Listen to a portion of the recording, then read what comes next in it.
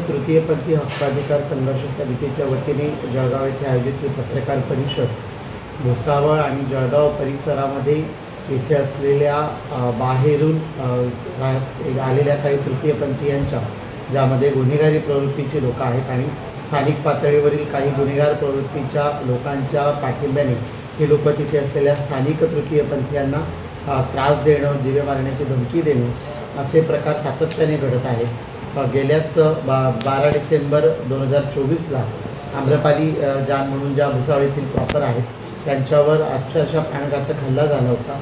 याविषयी जामनेर पोलीस स्टेशनमध्ये फिर्याद देखील दाखल होती आणि सातत्याने पाठपुरावा केले असता याविषयी पोलीस कुठल्याही प्रकारची कारवाई करत नसल्याचं समोर येतं आहे आणि त्यामुळे समोर जे गुन्हेगारी प्रवृत्तीची लोक आहेत त्यांची हिंमत दिवसेंदिवस वाढते आहे। याविषयी माननीय जिल्हा पोलीस निरीक्षक यांना देखील आम्ही पत्र दिलं होतं।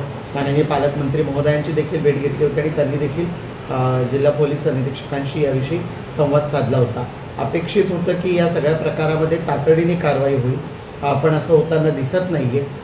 कारण गेल्या काही दिवसापासून आपण बघतोय की भुसावळ असेल, जळगाव असेल या परिसरामध्ये असलेली ही जी तृतीयपंथीयांची टोळी आहे ही स्थानिक तृतीयपंथी समुदायातील लोकांना जे की भिक्षुकी करून आपला उदरनिर्वाह करतात त्यांना धमक्या देणं, त्यांच्या मागे गुन्हेगारी प्रवृत्तीची गुंड प्रवृत्तीची लोकं लावणं आणि त्यांचं जीणं या सगळ्या लोकांनी मुश्किल केलं। स्थानिक लोकांना देखील याविषयी त्रास होतोच आहे, पण सामान्य नागरिक या सगळ्या गोष्टीकडे तितकंसा काही जाणीवपूर्वक बघत नाही।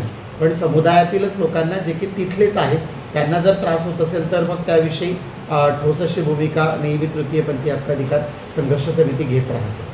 नेमकी मागणी काय आहे तुमची? मागणी अशी आहे की या ज्या प्रमुख सातत्याने यामध्ये 16 आरोपी आहेत, या 16 आरोपी आणि त्यांच्यासोबत असलेली काही लोक आहेत जे की खऱ्या अर्थानं आपण पाहिलं तर वेगवेगळ्या बॅकग्राऊंडमधून येतात। आपण यांच्यावर आपण पाहिलं तर एकूण 6 वेगवेगळ्या ठिकाणच्या NCR ज्या की भुसावळ कोर्टामध्ये आम्ही गेल्या महिन्याच्या 15 तारखेला एक केस दाखल केलेली आहे।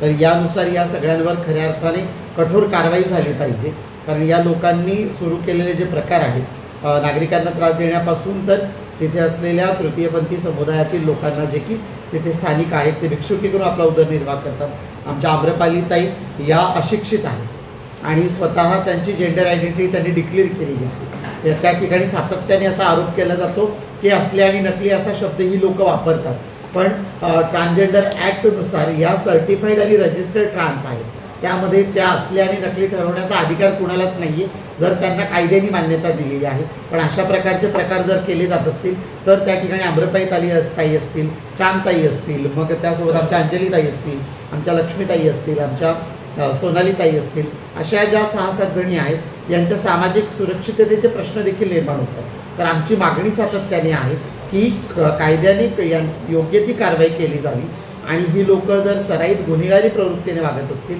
कारण यातले प्रामुख्याने असलेली 5-6 जी नावं आहेत तर ही लोक अक्षरशः सक्षम कारावास भोगून आलेली आहेत। तडीपारीच्या नोटीस यांनी कोर्टाकडून जामीन करून घेतलेल्या आहेत आणि ही लोक उजळ माथ्याने जर फिरत असतील तर त्या ठिकाणी मग गुन्हेगारी प्रवृत्तीला खतपाणी घालण्यासारखं